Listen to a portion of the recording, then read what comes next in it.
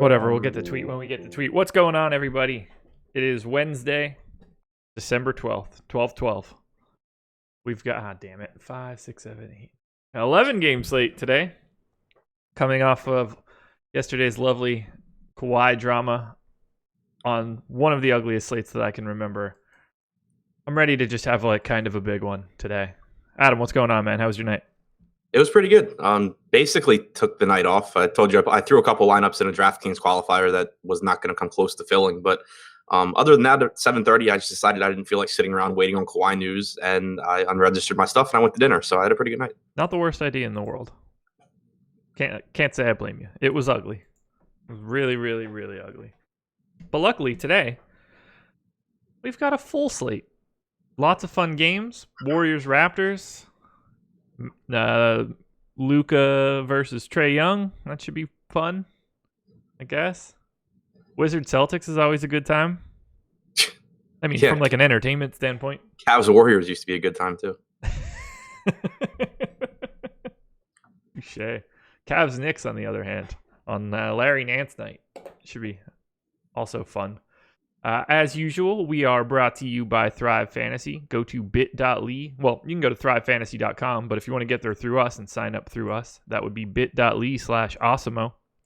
For those that aren't familiar, Thrive's a DFS app where you build a roster of prop bets from all of the top guys for a particular slate. You'll pick 10 props out of a list of 20, and if a prop is more or less likely to occur, you get additional points.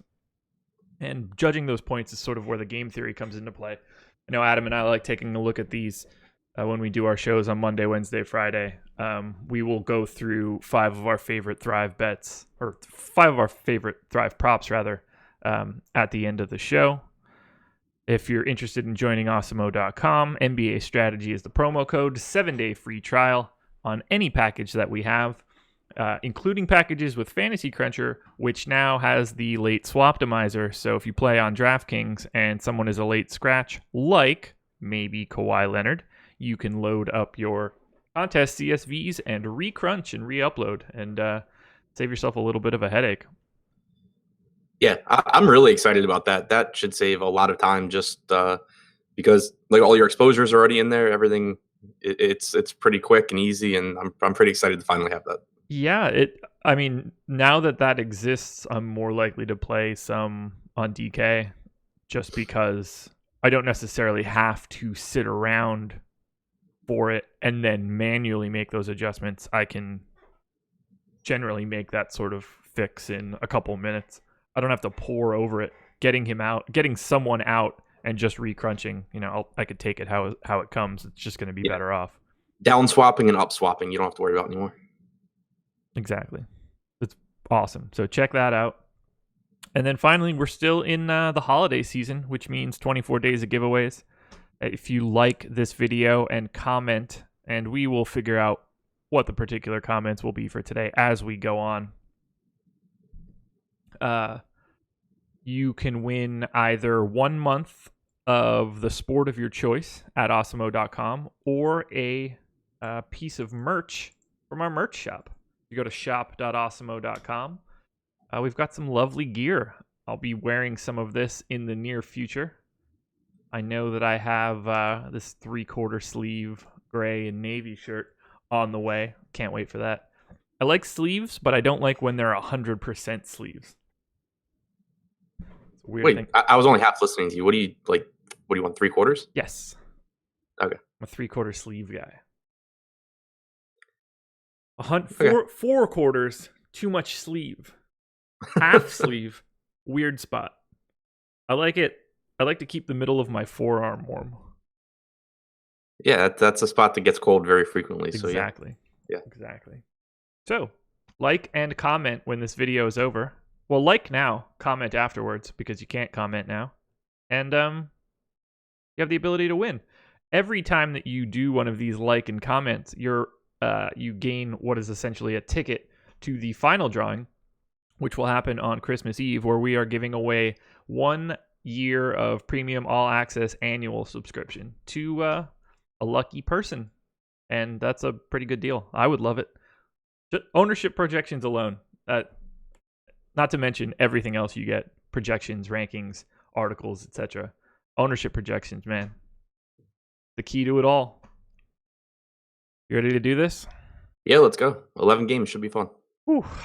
All righty. 5 games at 7 o'clock. You should probably know how your night's shaping out by 8:30. You'll have a good idea at least. Let's do this. The Charlotte Hornets. Hold on. Let's put the hat forward. I got the Hornets hat on today. Charlotte Hornets taking on the Detroit Pistons. Hornets 112.25 implied total. Pistons 106.75. We'll start on the Charlotte side. There's a lot to talk about on the Pistons side. Not as much on the Hornets side. I don't really have a ton of interest in anything here. Kemba Walker, obviously a perfectly acceptable play. I mean, a couple of these guys. Cody Zeller for 4,400. There's value here.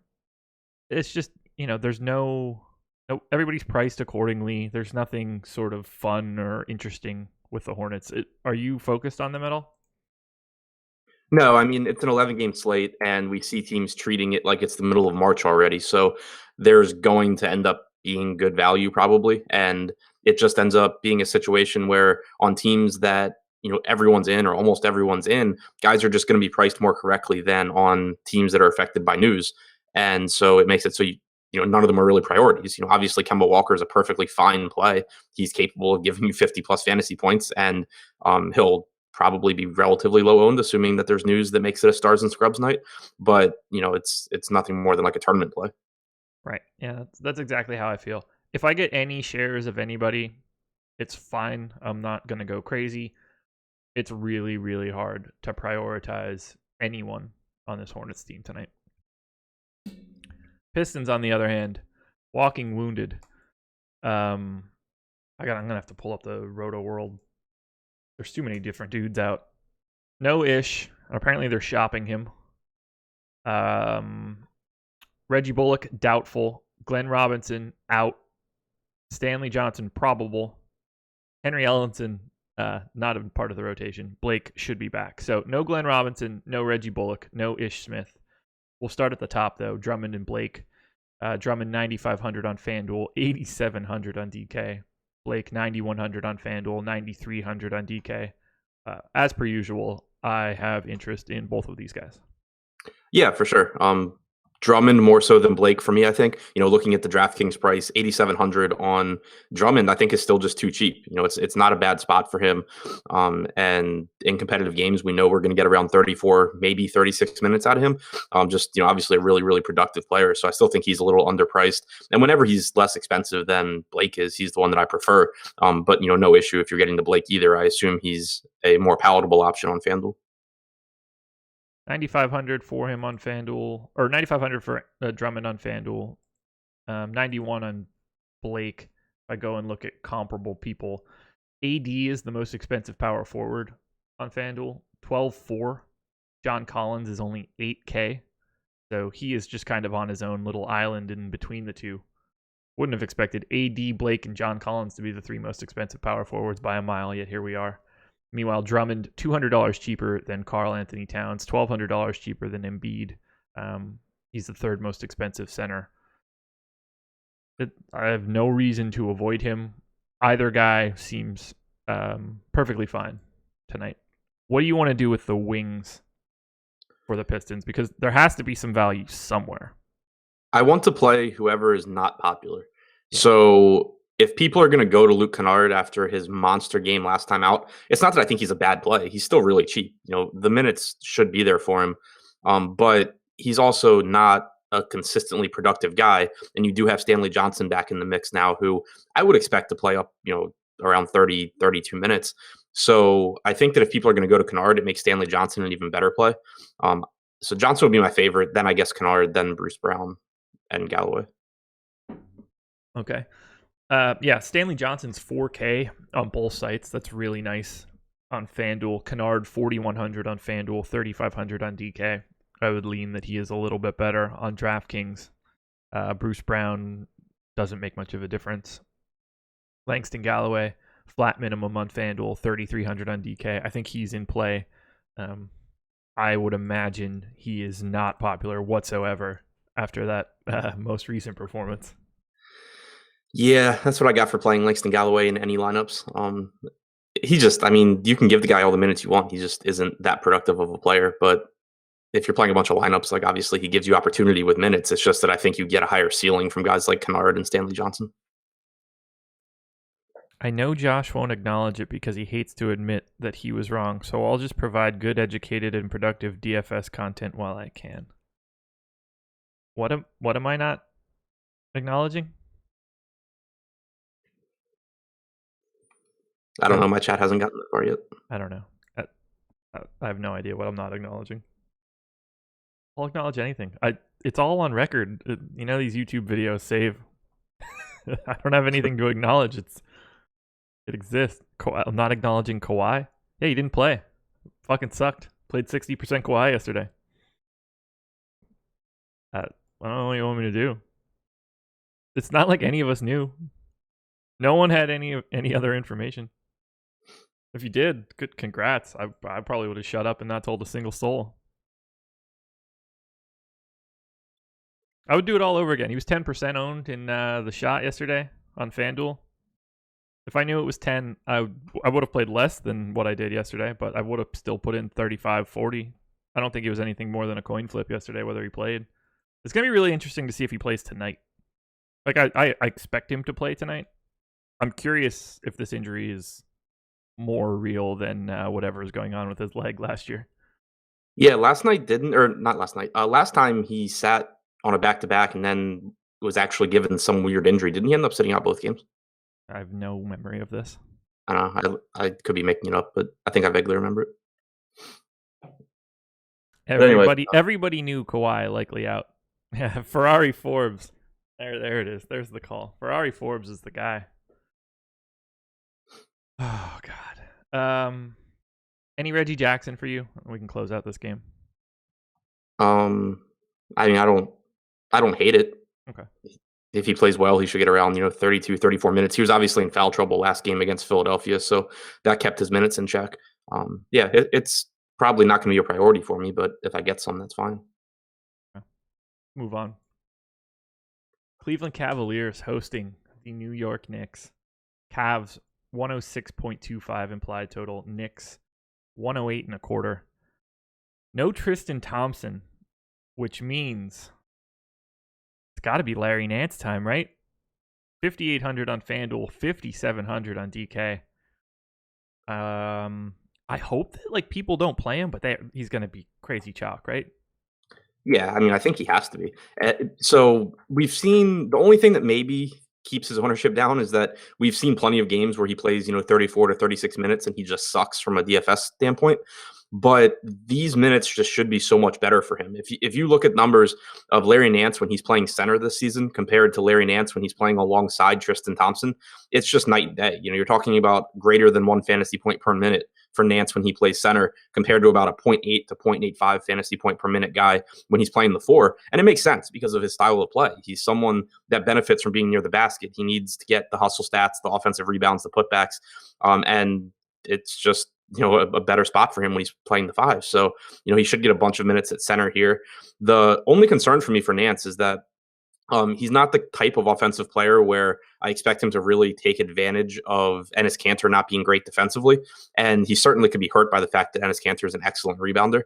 But still, you're talking about a guy getting in the mid-30s in a more productive spot than we've seen him in a while at a cheap price tag with power forward eligibility. It's really difficult for me to get away from Nance.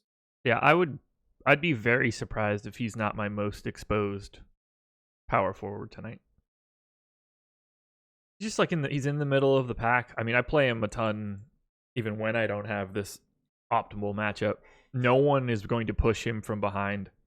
It's not Ante Zizic. It's not, I don't know, center Channing Frye or whatever they're going to do. So I can't get away from him at 5,800 on FanDuel. The $5,700 price tag on DraftKings isn't great. I think I just lost Adam. Uh-oh. You there? You're not there. I'll keep talking. Adam, if you're listening, I can't hear you. I don't know if you can hear me. Looks like my internet connection is fine. There goes Adam. This should be fun. We'll keep talking. Yeah, Nance is very, very smashable here. Kyle says, I think I love fading Nance. He could definitely fail, and he's going to be super high owned. Yeah, his ownership will tell a nice story. I can see being away from him on DraftKings more so than FanDuel. After that, Colin Sexton, 5,300, just continues to get a ton of minutes and be, in my opinion, underpriced. He'll be someone that I'm pretty heavily exposed to. And then Chetty at 4,900 is a guy that has been slowly creeping up my exposures on a day-to-day basis. I'm hoping that... now he's like totally gone. Well, let's cross our fingers that Ship My Modem can get himself back here. Chetty's a guy that I'm going to have some exposure to as well. And he's just sort of a guy that the minutes are pushing him into my lineups more and more at a mid-price at small forward. I find small forward to be the most difficult spot to like really hash out whether it's going to be Kyle Anderson or Kelly Oubre or Bojan or Batum or Jay Crowder. Evan, like all of these guys have these giant warts. So sometimes it's just better to bet on minutes. Otherwise, for the Cavs, I'm pretty much good. A little bit of Alec Burks is fine, but $5,300 Alec Burks is kind of scary. Clarkson's just not getting enough minutes now. David Nwaba is potentially back, so that is something to keep an eye on. He is questionable for tonight. I do want to touch on David Locke's question here. He said, Josh, strategy question. If you didn't have non-market info regarding Kawhi, with a Q, which is funny, why were you 4 times the market? What was the edge there? So 2 answers here. One, I really did truly expect him to play after seeing that the tweet from the assistant coach. Now, like, I'm reading into it too much, but sometimes you take an aggressive stand. We also had his ownership projected a little bit higher, so I came in higher than I would have liked to be. Had I known, if you told me that he was 10% owned in the shot, I probably would have ended up somewhere in like the 25% range and not as aggressive as I was. I just wouldn't have had to be. So I was higher on him in my exposure, mostly because I expected him to be more owned. And I'm cool with it. If he ends up playing last night, I think that I am leveraged really well, particularly on a slate where like not a lot of good shit happened. Kawhi being someone that has a generally high floor, fills the stat sheet in multiple ways. I think I would have been set up pretty well. Ultimately, my non-Kawhi lineups had a lot of Kyle Lowry, Pascal Siakam, Serge Ibaka. So I was set up on that front. And, I luck boxed a top 10 and got bailed out of the Kawhi mistake. So yay me. Still no Adam. Has he messaged me? He did. Yep. We're going to have to call him Ship My New Laptop DFS. So we're going solo for a bit. We'll loop back to Adam to get his consolidated thoughts on everything that he misses. So Cavs are done there. For the Knicks, I'm getting a lot of exposure to some of these guys because they're drastically underpriced. I don't really like this spot. It's interesting for the Cavs because the Knicks have been the worst defensive team in the league over their last 15 games in defending fantasy points per possession. Cavs are only 3% worse than average, but this is a pace down spot for the Knicks. I just can't avoid some of the pricing here. Noah Vonleh is 5,100 on FanDuel, 5,600 on DK. That's simply too cheap if he's going to play in like the high 20s in minutes. So for me, I'm going to have a lot of Noah Vonleh. Kevin Knox is a guy that scares the shit out of me, but at 4,900, I think that I'm in. And similarly, Damian Dotson at 4,200. I think these guys are just a couple $100 cheaper than where they should be. It does concern me that it's a pace down spot and it's kind of an ugly game, but when push comes to shove, a lot of this is just an optimization problem based on their salaries, and I think they're underpriced. I think it's Wybink in the YouTube chat said, Josh, did you play any Warren? I did. He was, I think he was like my second most exposed guy last night.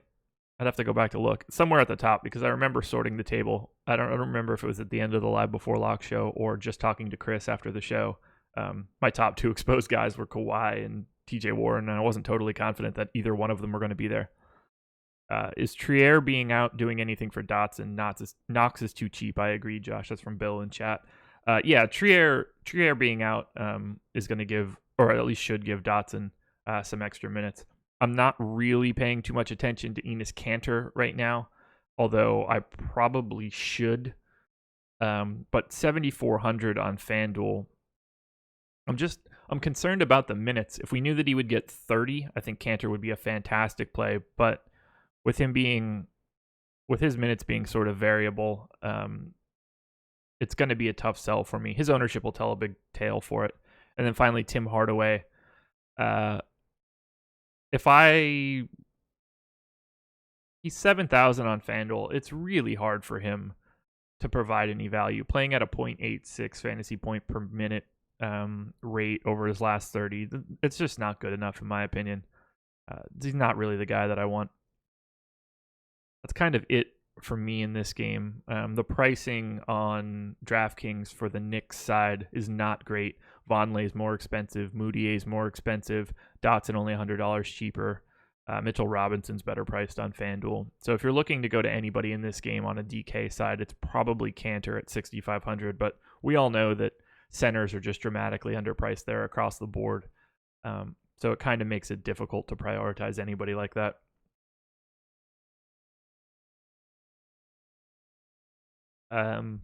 Why did Moutier barely play last game? It's the Knicks. Thanks for answering that question for me, Marina for Life. I appreciate that. I'm going to move on from this Cleveland and the Knicks game. I don't get the sense that Adam's going to have too much to talk about here anyway. Pacers and Bucks. 108 and this is a good game, especially because Victor Oladipo may play. Indiana Pacers 108 implied total. Bucks 110. Oladipo is officially questionable. He is $9,000 on FanDuel, $9,000 on DraftKings. He is not playable in any form or fashion, in my opinion. I would not have a single share. I can't imagine getting to him. He's not going to play big enough minutes. This is one of the more difficult defensive matchups in the league. The only saving grace for the Pacers is that it's a relatively pace-up spot. The pricing on FanDuel, significantly better than it is on DK for the Pacers side. I did not get a single Pacer in any of my crunches. I can't imagine getting anybody on DraftKings as well. It's just a really, really difficult spot if Oladipo is back. Now, if Oladipo is out, the extra minutes that get spread to guys like Corey Joseph and Darren Collison and Bojan could make it mildly appealing. They can at least get into the equation, but I can't go to any of these guys here. Like Collison's been playing out of his mind. He's been a fantasy point per minute guy over the last 30 days, but if I got a share or two of Collison, it's fine. Oladipo is the key to it all. If we find out that he's out, some of these guys at least get a little bit of value, but I don't see anything here that makes me want to play them in a tournament. On the Milwaukee side, we've got Giannis at 12-2 on FanDuel, 11-1 on DraftKings. Again, not a terribly appealing spot. Slight pace down matchup for Milwaukee. Giannis being over 12-2 on an 11-game slate. It's really difficult for me to see him reaching a ceiling. If I get any, especially coming off of whatever this random injury is for him. Now, if value starts to open up, then shares of Giannis start to open up. That's what bit me. I can't remember what day he was out. The most recent game. Whenever all the Boston guys were out. With them being out, you had the ability to spend up, and that put me on to more Giannis than I would have ever expected to be on, and then got bit by it. Without that value, I don't see him as one of the studs to prioritize today. It's just too difficult of a matchup. Bledsoe 7,500 on FanDuel, 7,100 on DK. I really don't have any part of this game. It's a tough sell. I think we're getting Ship My Money DFS back. Ship him a new laptop. Ship my Chromebook DFS on his way back in here. I don't know if you can hear me. It just says connecting. I hope you can hear me. Here he comes. There he Oh, man. is. How's it Ship going? my laptop. DFS is back in business. It's really confusing me. I thought I'd fix the problem, and we went a few weeks with no issues, and now it's acting up again. Okay, so you missed the rest of Cavs Knicks. So give me your consolidated thoughts. Both of these teams suck. We talked about Larry Nance.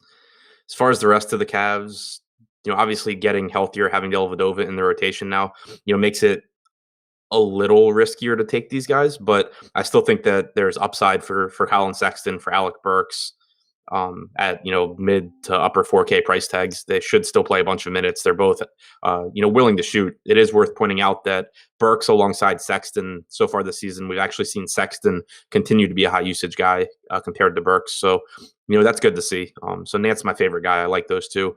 And then from the New York side, really Enes Kanter I like a bit. The minutes are concerning. We've seen him play like in the mid 20s in a couple of games where we expected him to play more, and some other games that were blowouts. But it is a spot where I expect him to be productive whenever he's out there, so it makes him a good tournament play. Okay. Yeah, I said he looks okay at 6,500. There's just so many cheap centers that it's kind of scary with his minutes. Yeah. I didn't have much interest in anything else at the bottom end of Cleveland. Vonleh is only 5,100 on FanDuel, $500 cheaper than he is on DK. He was someone I'm looking at. Kevin Knox, 4,900 on FanDuel. If he's going to be playing 30 minutes now and Trier is done, I like Knox and Dotson. Yeah, I agree with that. Okay. And I had just moved on to Indiana and Milwaukee. I don't like anyone on Indiana. Oladipo, questionable. I don't see anything as a feasible play from Indiana. And I literally didn't get a single share of anything on either side of this game. So do you have anybody that you're really looking at? No, I mean, it's really unappealing because for Indiana, if Oladipo's back, obviously everyone on Indiana basically is priced way too high to be playing with Oladipo. But even if he's out, they're kind of just correctly priced. Obviously a really fast-paced or an up-tempo game going against Milwaukee, but it's still a good Milwaukee defense, and the price tags on these guys just isn't really that great. And for Milwaukee, it's a good Indiana defense. It's a pace-down game. I think there's clearly upside for Giannis at 11-1 on DraftKings. That's a perfectly fine price tag. But beyond that, there's some upside for Brook Lopez at 4,400, but still just not a priority on the slate, I don't think. Yeah, I'm on same page. I don't have anything to really talk about here. Moving on. The Philadelphia 76ers hosting the Brooklyn Nets. Sixers 114.25 implied total. Nets 107.25, so 7-point favorites for the Sixers. Not expected to see Jimmy Butler. He is doubtful tonight. I don't get the sense that they're going to push him either. So, Joe Embiid, 10-7 on FanDuel, 10-5 on DraftKings. No problems on this side. Yeah, I assume Embiid's going to be one of my higher owned guys. I don't really know how not to like him here against, a Brooklyn team that's one of the worst rebounding teams in the league. They're not good as a defensive unit overall. Jared Allen's fine individually, but I'm not concerned about him really slowing down Embiid. But the big thing is, obviously all the talk about Embiid having to change his style since Jimmy Butler came. If Jimmy Butler's not playing, we should see Embiid going back to what Embiid did for most of this season. And to me, there's just really no reason not to like him here. Couldn't agree more. This is a perfect spot. We just got our ownership projection, so I'm dumping those in now so we can talk about it. Larry Nance is the chalk play on FanDuel.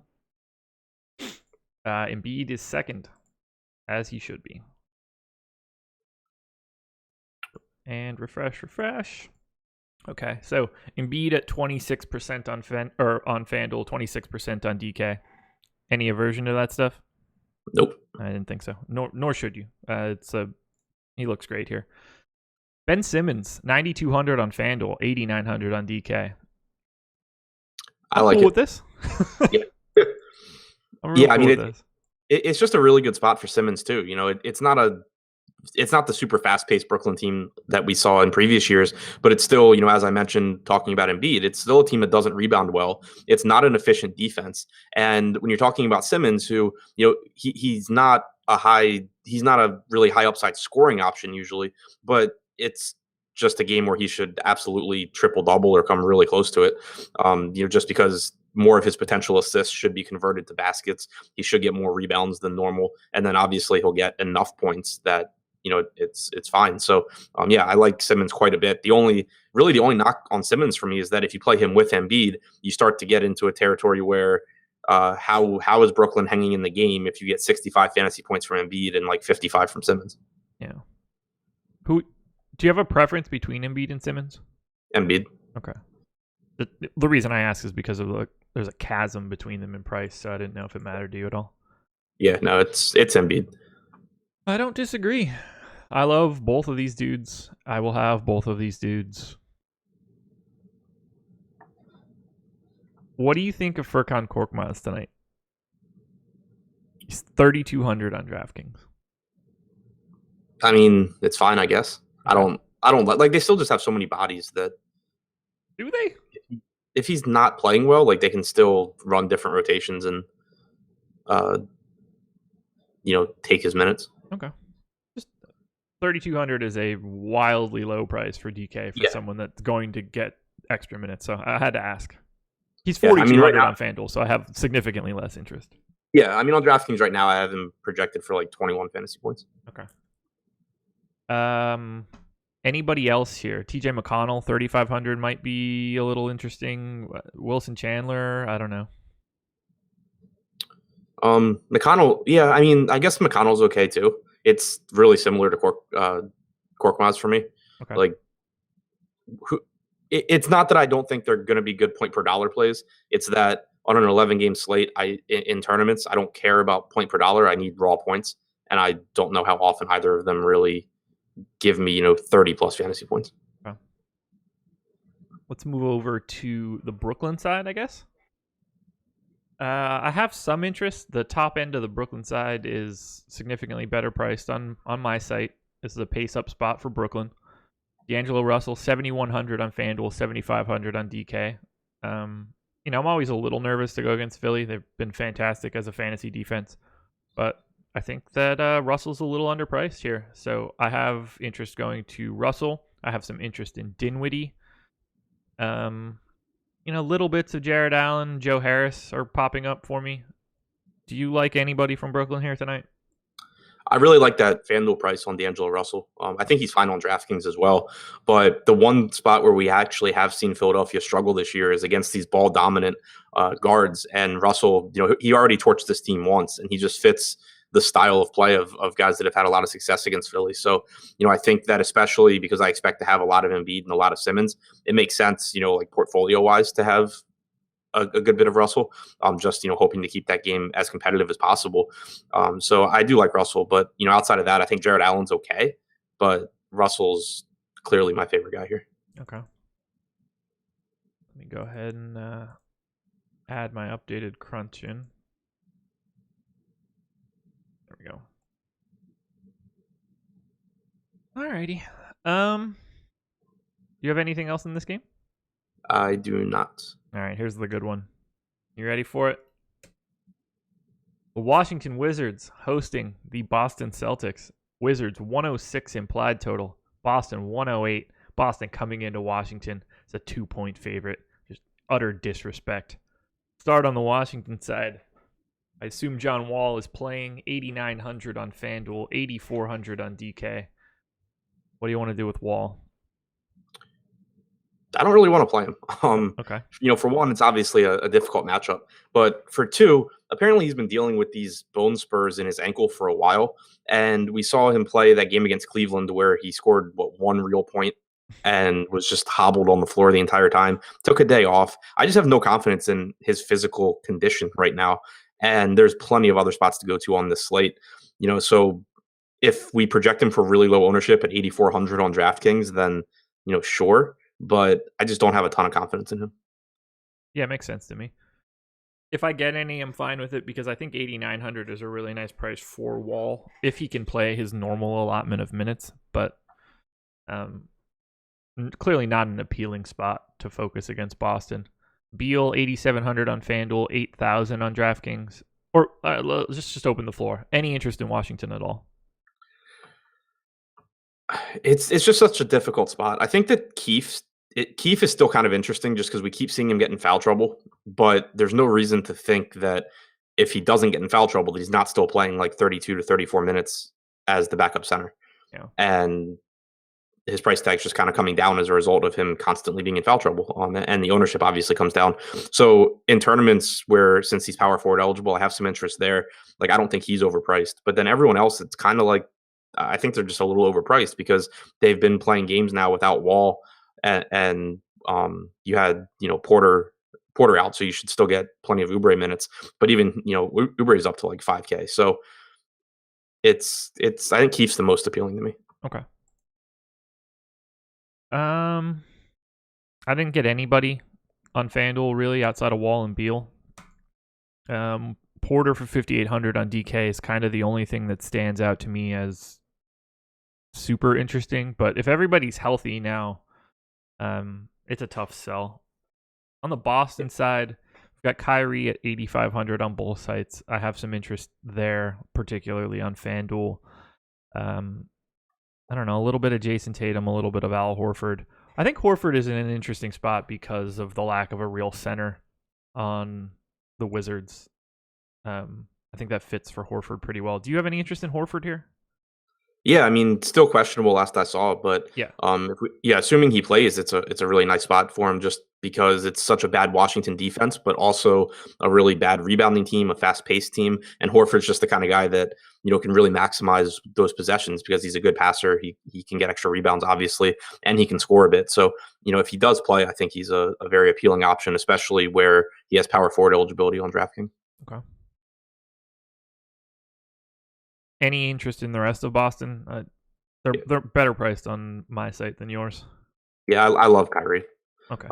Even at 8,500 on DraftKings, like that's a reason that it's really difficult for me to like Wall or Beal in that similar price range. Just we've seen Kyrie really be more aggressive offensively over the last month or so. We've seen him playing much better than he was at the beginning of the season. And now you have this really, really good matchup against Washington. You do have history between him and John Wall as well, where, Kyrie kind of, he brings it in these matchups, if you want to factor that in. But even if you don't, I just think that the way he's been playing in the minutes that he has in this matchup, he's a really strong play. Completely agree. I will definitely have some Kawhi. 8,500 is too cheap for him right now. By a couple $100. That's really all that it takes. I mean, what else is around him? I'd rather have $8,500 Kyrie than $8,900 Kemba. I'd rather have him than Wall. Right. Yeah, I expect, as of right now, I would expect Kyrie to be one of my core guys. Okay. We're good on this one? If Horford sits, I think we can go back to Daniel Tice. Like, I know his price tag's come up a little bit, but Washington's just so damn bad. Yep. I think that's it. Yeah. And we are through the 7 o'clock games. Like and subscribe, everybody. Ooh, go ahead. Did you want to talk about Marcus Morris? Should I? I mean, I didn't I think he's okay, but he's just coming off a monster game, so I figured people would probably ask. But yeah, I mean, I think that he's fine. It's a good matchup for him. I don't expect him to drop 40 fantasy points again. Okay. Yeah, I got 3%. That's where he's projected. Nobody in this game projected higher than 9%. That is Kyrie on FanDuel and John Wall on both sites. To the 8 o'clock games we go. That's a full gap. They don't have a 7:30 start. Fun. The Memphis Grizzlies hosting the Portland Trailblazers. 104.25 implied total for the Grizz. 101.25 for the Blazers. Start in Memphis, I guess. Mike Conley, 8K on FanDuel, 7,700 on DK. Marc Gasol, 7,400 on FanDuel, 7,600 on DraftKings. You want either of the two Grizzlies studs? Not really. I mean, Conley's the one that's kind of interesting to me, just because he is priced down and it is a pace-up spot for Memphis. Portland has been struggling defensively. It wouldn't really be surprising to me if Memphis actually goes over here. So I think Conley's, kind of interesting. Gasol, I have trouble getting to just because of, Joakim Noah being there now and the sole purpose there basically being to cut back on Gasol's workload at this point in the season. So it's really difficult to expect him to get more than like 32 minutes, which at, center really makes it a problem. So I think Conley's the one. If I got to either of them, Conley would be the one that I go to. Okay. Yeah, I have more Conley than Gasol. What do we do with Jaren Jackson? 6,400 on FanDuel, 5,700 on DK. Tournaments only, clearly. But it's just so there's concerns beyond the foul trouble when you talk about his minutes. He should be playing a ton of minutes. Like, he should be playing a bunch of minutes whenever he's not in foul trouble. But for whatever reason, they don't play him a ton. Part of it, from what I've gathered from reading stuff from Memphis beat writers, has to do with rebounding, that they're a better rebounding team when JaMychal Green's out there. So JaMychal Green's been getting closing minutes over Jaren Jackson. As long as that continues, it's just even more risk in going to Jackson, because you have Joakim Noah soaking up some of the backup center minutes now. You have JaMychal Green stealing minutes from him, especially closing out games. So it makes it really difficult to get to Jaren Jackson on full slates right now. Joakim Noah is such a perfect Grizzly. It's insane. Yeah. He should have been on this team like his whole career, it feels like. Yeah, him, Tony Allen. Yeah. Any interest in Slow-Mo? 5,500 on FanDuel, 42 on DK? 42 on DK is not bad. I mean, I hate the guy as a fantasy player, but you should get around 30 minutes from him. Sometimes he can play good. Yeah, every once in a while, it's just like, oh, Kyle Henderson had 50 fantasy points last night. Right. Like, yeah, what? Exactly. And he's never owned, so it's not like it's a guy where you have to take some massive stand on him. Right. I think JaMychal Green's in the same boat. I agree. 4,600 on DraftKings is really nice. He's 5,400 on FanDuel, not as appealing. Similarly for Garrett Temple, 3,400. Like, if you need to punt, I guess go ahead. Overall, though, I mean, this game just sucks. Yeah. Marc Gasol, 7,400 on FanDuel is, I guess, worth an extra look. That's really cheap. Who's around him? So no one's above him. Yusuf Nurkic is the closest guy at 8,500, a full $1,100 less. So like there's a line drawn there. He's the most expensive of the next guys. Would you prefer Marc Gasol or Enes Kanter? Same price. God, Gasol, I guess. If it helps, expected ownership on Gasol 15%. Kanter none. Kanter. Yeah. We'll see where that ends up. If they were close in ownership, I think it's got to be Gasol. Yeah, I agree. Miles Turner, 7,200. It's got to be Gasol if Oladipo's back. Yeah, yep, for sure. And I think it's Gasol either way. Okay. DeAndre Jordan at 7,000. I really like DeAndre a lot. They're at comparable ownership. Just saying. Look, I think that Gasol is obviously more viable on FanDuel, but if he is also the second most owned center, you can probably go elsewhere. Yeah. Portland side, a little bit of a pace down spot. We'll talk about Dame first. 9,700 on FanDuel, 9,200 on DK. Am I weird to like Dame here? Because it's obviously like the ugliest of ugly spots. We're projecting 1% ownership on both sites. By like him, do you mean like you're excited to play him, or you like rostering 1% on Dame Lillard regardless of matchup? I like rostering 1% Dame Lillard regardless of matchup. Yeah, that's perfectly fair. Okay. That's like the extent of the argument that I can make for Dame in the spot on this slate. Yeah, he's properly priced. He's got, it's a difficult ceiling in a very difficult matchup, both defensively and from a pace standpoint. But 1% Dame Lillard is always going to be interesting to me. Yeah, it's like Kyrie being like 700 cheaper, it just makes it almost impossible. But from an ownership perspective, sure, Dame can go out there and score 60 at 1%, and you're in a really good spot. It's just it's really hard for me to get to Dame as any sort of reasonably high ownership. Yeah, he's a guy where if you have 90, like on FanDuel at least, if you've built the other 8 spots in your lineup and you have 9,700 left for a point guard, you're like, oh shit, like I can get to Dame. Right. No one else will have this. Yeah, exactly. But clearly unappealing, to say the least. 8,500 for Yusuf Nurkic on FanDuel, 7,000 on DraftKings. The center pricing on DraftKings, man, wild stuff. I don't have any Nurkic in this game at 8,500. I don't believe that you should. 7K, you could talk me into it on DraftKings, but stay away from him on FanDuel. Yeah, I mean, I think it's fine on DraftKings. It's obviously still an unappealing matchup, but the price tag clearly factors that in. The problem you run into on DraftKings is that he's still priced near guys like DeAndre Jordan, and he's more expensive than Kanter. And in general, it's just a really soft position in terms of pricing. So it's still tough to, recommend getting a ton of Yusuf Nurkic in this spot, but he is a 1.3 fantasy point per minute guy that should play around 30 minutes here and, probably gives you a pretty decent game for the price point. He'd be my favorite guy from Portland on DraftKings. Okay. No question. Bill in chat says, Bill, I feel like you're here a lot. You should know this. Do you guys see this game as a blowout affecting minutes from Lillard?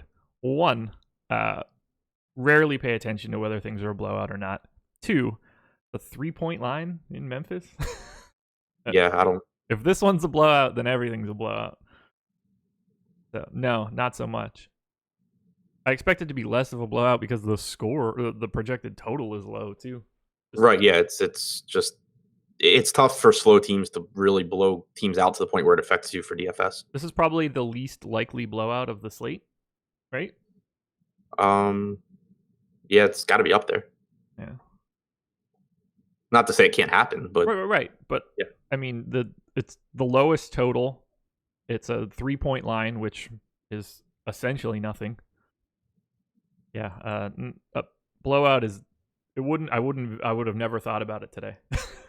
Yeah, not for this one. CJ, I don't think there's actually a single game today that I'm really thinking about that. No, I mean it's gonna happen, but right. There's nothing on the surface that stands out as like egregious on both. There's no Warriors Suns or something. Right. Yeah, exactly. All of the teams are relatively close to each other. The biggest line is Mavs Hawks at 9, I think. Yeah. And even that, I like the Mavs and all, and the Hawks are bad, but Mavs are still the Mavs. Yeah, exactly. CJ McCollum, 6,900 on both sites. Any interest? Nope. Didn't think so. 4,600 Aminu. Gotta, right? At least, some shares. I mean, if I get there, then fine. I haven't projected for 25 DraftKings points. Okay. It's just such an unappealing spot for Portland. How's Memphis at guarding the corner 3? That would be my tiebreaker for any time I have Aminu.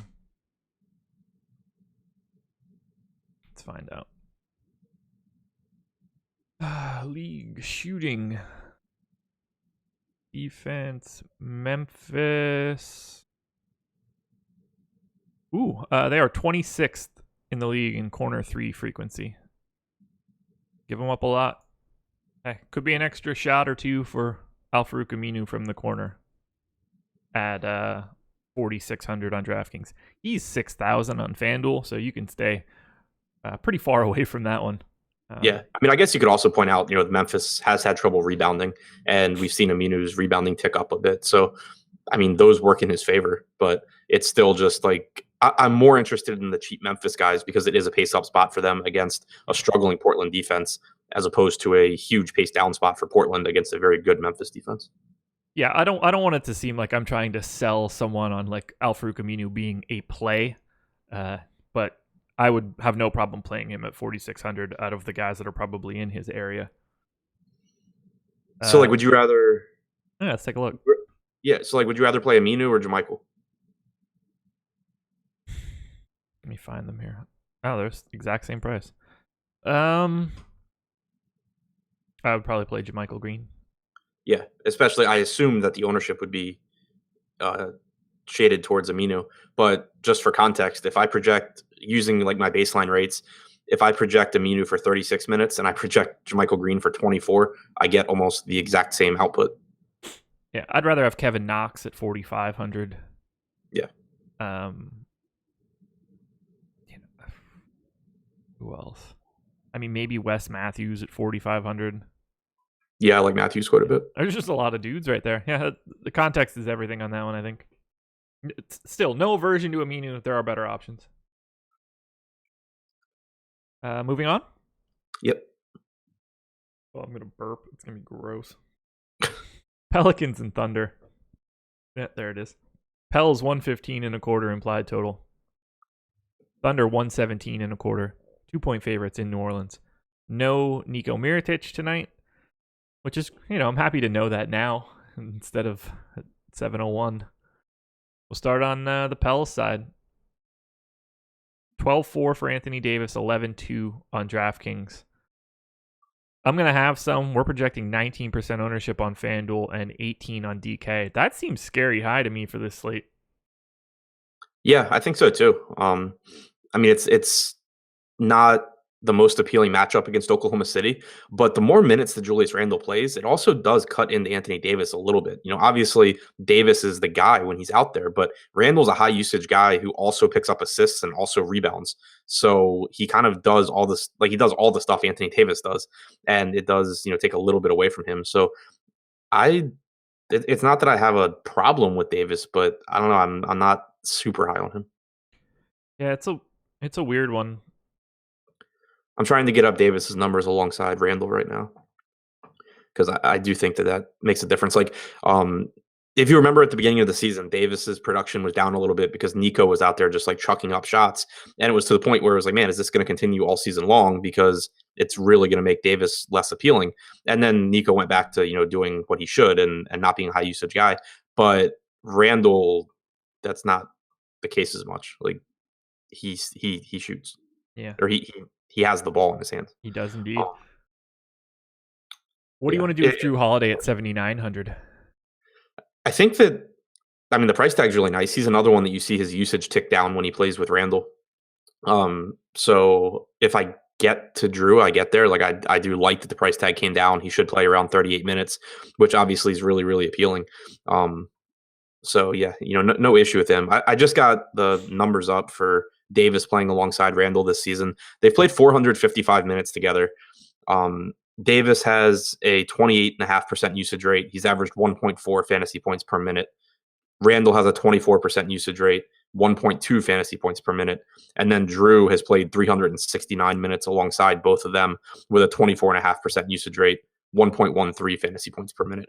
So it still makes all of these guys, good plays.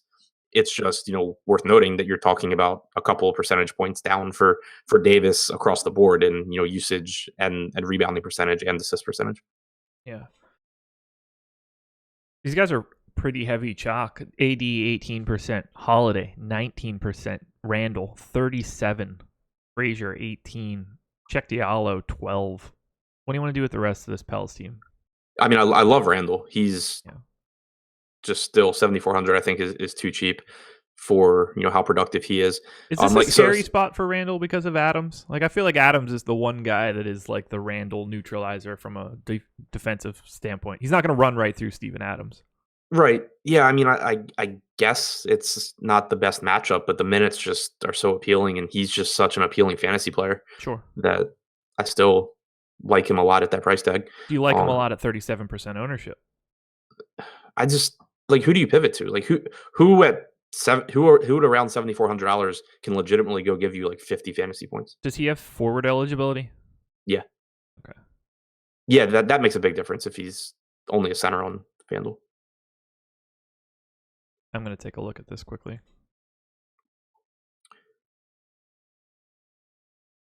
I'm just looking at who else is around him. He's a center on FanDuel, right?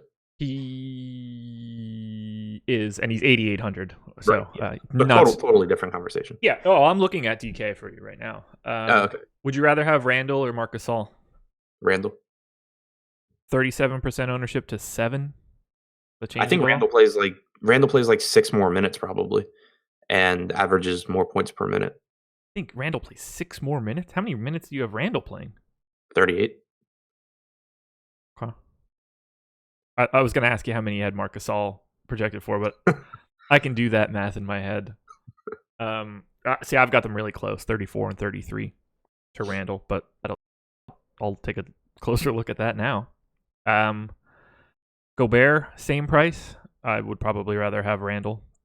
Yeah. I don't mean probably. I have Randle projected for 7.5 more points. So, what about DeAndre though? 7,300, $100 difference. 3% projected ownership right now. 3% for DeAndre? Yeah. Yeah, I would take DeAndre. The only issue there would be that he doesn't have power forward eligibility. But yeah, I really like DeAndre. Okay. Yeah, there's not a lot else around him. Yeah. So and also looking at the minutes from the Boston game, you can't really take anything away from it because he was just in massive second half foul trouble. So like Nico didn't play in the second half, and it would have been nice to really be able to see what New Orleans did with their rotation. But in his first stretch, Randall picked up 2 fouls in the third quarter, which obviously wasn't a huge deal. But then he picked up his third and fourth pretty quickly during like his second stint. So it's tough to take a lot away from that, which also extends to Check Diallo. Yeah. I don't necessarily think that projecting a bunch of minutes for Diallo is a great idea just because of Oklahoma City's front court. Like the Pels can pretty easily go to like Solomon Hill at the 4 and give Wesley Johnson more minutes, or play Etuan Moore at the. I guess they can't really do that. Yeah, so I guess they're going to need Solomon Hill on Paul George. Yeah. But they could certainly give some minutes to Wesley Johnson if they choose. We have a question in chat, and it's kind of relevant for this. Dante in Premium Slack says, when is it ever okay to go with chalk? I think it's a 2-part answer. One, if you have them projected to be significantly better than that ownership value, I have no problem being over chalk. If Julius Randle is projected for 37% ownership, and when I run a crunch based on my projections, I get him in 80, I'm going to go with chalk because I have to rely on something.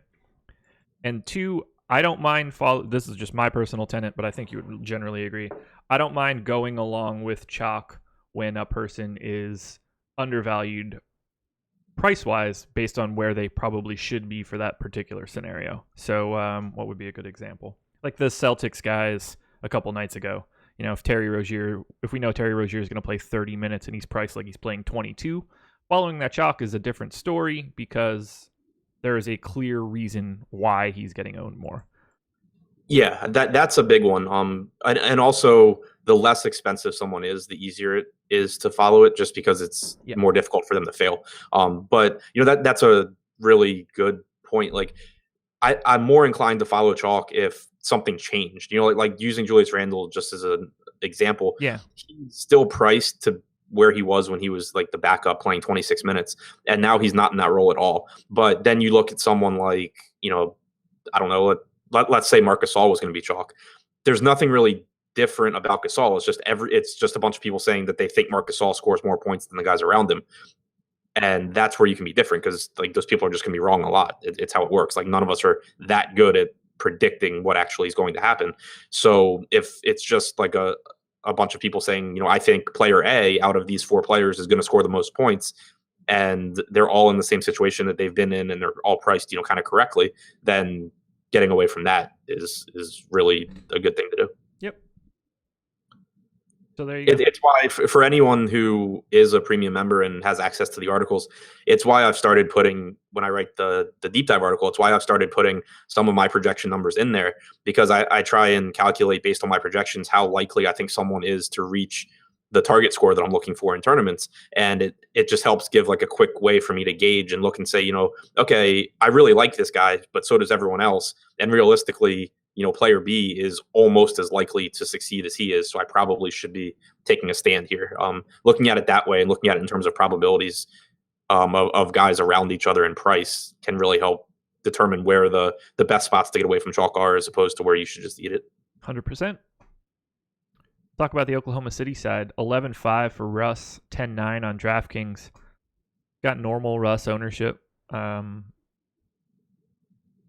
have some. It's I probably won't have a ton.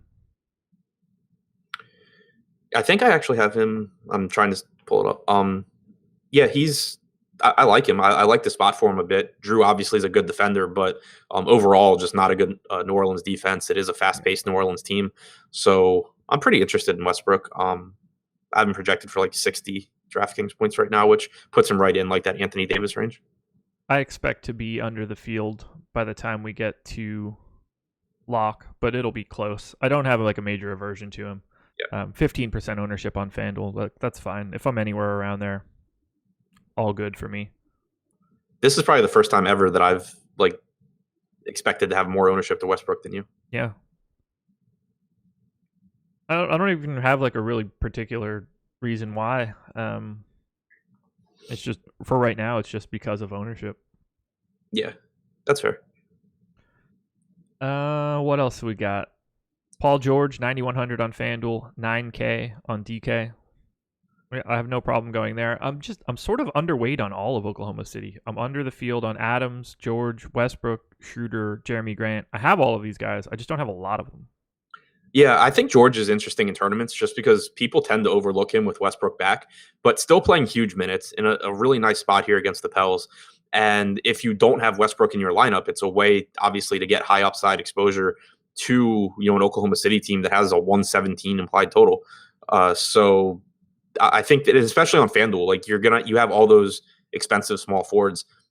George probably goes a little bit overlooked, and you have to roster two of them. So saving a little bit of money there and still getting a bunch of upside from George, I think, is pretty appealing. Completely agree with you. I like George. He's been playing like seriously out of his mind. 1.41 fantasy points per minute over his last 30. Congrats. Yeah, he hasn't taken nearly the drop off since Westbrook came back that I expected. No. Which in part, Jeremy Grant, 4,100 on DK. Yeah, that's actually. You shot 24.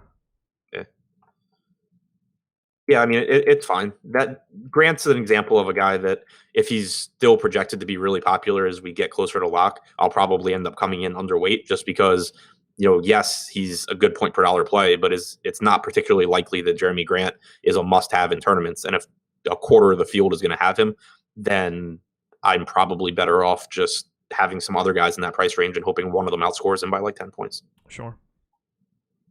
Anything else here? I don't think so. I mean, Dennis Schroeder, if you get some, you get some. I think he's fine. He's cheap. Chalk. Of course he is. 20. That makes me less interested. Yeah, you and me both. Move on. Luka versus Trey. Real, and it's really uninteresting because Trae Young is bad. 116 implied total for the Mavs, 107 for the Hawks. At 116 implied total for Dallas is the third highest total on the slate right now. Gigantic pace up spot for the Mavs, and we are going to start with Luka Doncic, 7,200 on FanDuel, 7,300 on DK, 20% expected ownership for Luka. I have him highly. I have his projection much higher than what his last 30 days has looked like. I'm still only getting to 5% Luka, but yeah, 20%. I don't know how to get much more. I feel like I'm already over projecting him. Do you like Luka? At 73 on DK, it's tough. I mean, so you and I have talked about it before. I don't know what to do with him because I love this spot. I love him as a player. He does everything. He mentally, I'm looking at it like this guy has 50 fantasy point upside, but he also has right. He also has like an absurdly low standard deviation so far this season, and like for anyone, much less for quote unquote star players. So it really scares me, especially when he's popular. But at the same time, like we're 25 games or something into his rookie season. Like the kind of player he is, he should be able to post ceiling games. So I don't know. The one thing that I do hold against him is that we're seeing with Dallas essentially. I mean, Smith's out, obviously, but with the rotations that they're running to where they're essentially healthy and they have enough bodies, that Luka normally is on pace to play around like 32 minutes in competitive games. So especially on DraftKings where you're talking about it being kind of positionless, you have to really compare him across positions, and 7,300 for him compared to some of these centers is kind of tough. It is nice that he finally has shooting guard, small forward eligibility, though. He's no longer a point guard, which makes it much, much easier to get to him. I wanted to read off some standard deviations for you. So these are all the guys at shooting guard that are just around Luka that are playing 30 minutes as well. Bradley Beal, standard deviation for the game, 9.7. Mitchell, 8.6. D'Angelo Russell, 9.3. These are points. Tim Hardaway, 8.7. CJ McCollum, 7.3. Klay Thompson, 7. Luka Doncic's standard deviation, 5.2. Like 2 full points below, which is 6 if you apply 3 standard deviations north. It's crazy. He's just like hella consistent. Yep. So play Makes Luka it really and tough, and play Luka and cash. Fantastic, in my opinion, a fantastic cash play today on FanDuel, especially with that ownership too. All right, we'll talk about it now. DeAndre Jordan, 7K on FanDuel, 7,300 on DK. Tell me what you love about DeAndre here. The Hawks are one of the worst rebounding teams in the NBA. They play really fast. They're inefficient shooting. They have Trae Young. I mean, DeAndre can go 20 and 20 here. Yeah. At 7,300. Completely agree. Do you worry at all Dirk being potentially back to like negatively affect the Mavs in any way? Not really. Like, I don't expect him to play a bunch of minutes. I have him in for 14 right now, which are basically just Dwight Powell's minutes. Right. Yeah, I have like 16. And I mean, if he's on the floor, he's not rebounding. Like, he's not taking anything away from DeAndre. No, it's just throwing that out there that we might see Dirk. Harrison Barnes, 5,800 on FanDuel. Really nice price. 6,200 on DraftKings. We have no Dennis Smith Jr. Barnes, 25% owned on FanDuel. Highest number on either site. Is he a small forward or a power forward on FanDuel? Small forward. And what's his price? Let me make sure that he's a small forward. He's always been a small forward. Yeah, he's still a small forward. He is 5,800. Yeah, that's pretty good. I love the price. I mean, if he's 25% owned, though, I don't need to be over that number at all. Yeah, I'm pulling it up now to try and see what's around them. I gotcha. So we have three guys at that price point. DeAndre Bembry, obviously it's Barnes. Justice Winslow, again, obviously Barnes in my opinion. Tyreek Evans, $100 cheaper. Nah. Kyle Anderson, nah. He's cheaper than DeAndre Bembry. Same price. They're same price as DeAndre Bembry. Yeah, it's $100 cheaper than Jingles, and then you're jumping up to Covington, $600 more expensive than him. Yeah, I don't know. To me, he just like destroys this entire price range. I agree. And I think that's what everybody else agrees with, and that's why he's 25% owned. I think I'd rather just find a $5,800 guy at a different position. Yeah, I mean, if I can, I'd like to get to ideally, I'd get two of the like Paul George, Kawhi, Durant, Giannis guys. Agreed. Trying to see if there's anything that like stands out where you can just go cheaper. But I'd be happy to play Harrison Barnes and Luka Doncic both in cash and FanDuel. Oh, totally agree. Easy slotting in of those two dudes. Do you want any Jalen Brunson? 4,500 on FanDuel, 3,800 on DK. He's clearly getting big minutes with Dennis Smith Jr. out. So my concern with him is that we haven't really seen what his minutes look like when he plays poorly. It wouldn't be surprising if he plays poorly to see JJ Barea maybe have one of those games where he plays like 26 minutes. But I still think the price tag's cheap enough on Brunson that you can certainly use him as a value play, but he's just someone that I would want to pay a lot of attention to ownership and where we end up with his projected ownership at. Because, I like him at that price tag, especially if he's going to play 30 to 32 minutes. It's just that I don't think he's a consistent enough player or that his minutes are locked in enough if he plays poorly that I would want him if he's going to be, like 25 or 30% owned. Okay. Chat is always amazing sometimes. I can see like 40 messages at a time, maybe a little less. And there's always just some random stuff. And Keaton Kelly just showed up. Didn't see another message from Keaton. All it is in all caps that says, play Luke Kennard. Like, we talked about that game an hour ago. But, like, just had to get in here and be like, got to get this Luke Kennard take in quick. I love it. Wes Matthews, 5,500 on FanDuel, 4,500 on DK. He's getting some ownership. He's actually the most owned Mav on DraftKings, but 4,500 is too cheap for him, right? Yeah, I think this whole team's just too cheap. 4,500 is really nice for him. It's another knock against Brunson, kind of like when you look at the prices here. I only want to play X amount of Mavs. I really like the price tag on Matthews. I really like the price tag on Jordan. Luka's fine. But yeah, Matthews again, guard and forward eligibility as well makes it really easy. Yeah. I would probably rather have Brunson over Matthews though. Yeah, what's the ownership look like on Brunson right now? 10. And Matthews was 14. Yeah. The thing that really I think makes it tougher for Brunson is that he's only a point guard. Whereas Matthews, you can play basically every position except center. That's a key takeaway. Keaton, we love you too. Thanks for being here. Let's check the Hawks side, I guess. Unless you have some really hot Devin Harris take or something. Kind of. No, but I was gonna say if you're playing like large field tournaments and you're running a bunch of lineups, just make sure that you have some JJ Barea because nobody's gonna play the guy. He's probably gonna play 18 minutes. They clearly are fine with him just being in the backup role. But like I was saying with Jalen Brunson, if he plays poorly, I think there's at least some chance that JJ Barea plays like 26 minutes. And if we get 26 minutes of JJ against the Hawks, then I would like him at 4,400 quite a bit. Yeah, if you knew JJ Barea was playing 26 minutes today, he's probably the chalk play of the slate. Right, exactly. And to the point, it's just that you don't need to have a ton of him because that's not a super likely outcome, but it's an outcome that when it happens, it just breaks the entire slate. So you want some. There you go. Let's move to the Hawks. I guess. John Collins, 8,000 on FanDuel.